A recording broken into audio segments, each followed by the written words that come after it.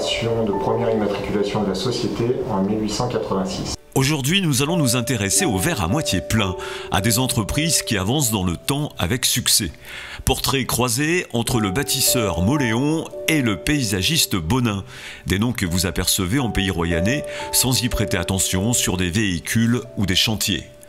Imaginez que Bonin, créateur de jardins et parcs, est né en 1886, avec dans les archives des plans qui sont de véritables pépites. Le parc de Foncillon, qui a été fait par Bonin. C'est une histoire Bonin, 1886, 135 ans. Si on devait compter l'ensemble des jardins qu'ils ont fait, ou qu'ils ont refait après-guerre notamment, je pense qu'il y en a un bon petit paquet, quoi.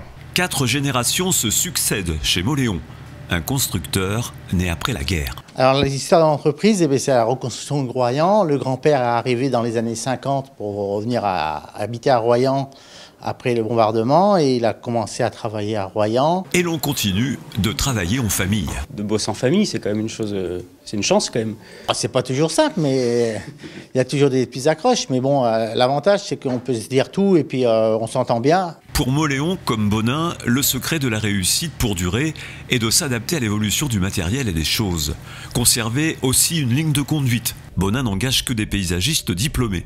Bref, pour ces deux sociétés qui emploient jusqu'à 20 personnes, le poids du passé confère une responsabilité supplémentaire. Quand vous passez 9 générations de dirigeants, dont 7 de la famille Bonin, en effet, vous ne voulez pas être le dernier. Ces bâtisseurs ont contribué à leur manière à façonner Royan. Ces passionnés de pelote basque savent jouer sur plusieurs tableaux et comme sur ce chantier avancé, ont encore l'œil qui pétille de plaisir et de fierté. Ouais, bah c'est une belle maison quand même. On a la chance de bosser quand même avec pas mal d'archis, de maîtres d'œuvre du coin.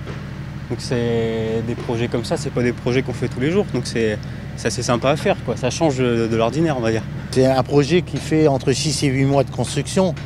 Et en gros œuvre pure, c'est 4 mois, 4-5 mois. Et puis après, le reste, nous, on revient en deuxième phase pour faire les finitions extérieures, les réseaux et autres. L'avenir est une porte, le passé en est la clé. Cette phrase de Victor Hugo sied à merveille à ces deux entreprises.